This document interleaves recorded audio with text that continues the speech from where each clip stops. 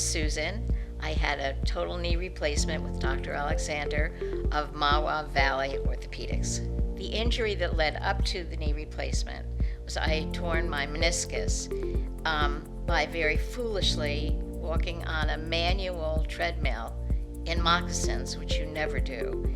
And I developed a bigger cyst behind the right knee, and which led to a weakness, and then I tore the meniscus, so I required a full knee replacement. My experience in the hospital, Valley Hospital, was absolutely marvelous, and the surgery went smoothly, the recovery went smoothly. They get you up, I think, the next day. It's amazing, and you're walking with the physical therapist. But Dr. Alexander was an integral part of the whole process.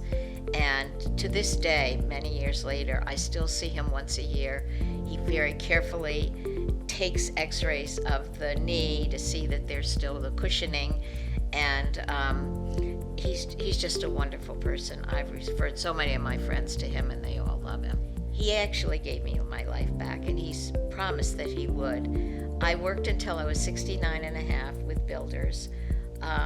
And then I had met my boyfriend, now it's 25 years ago, on a plane to Aruba.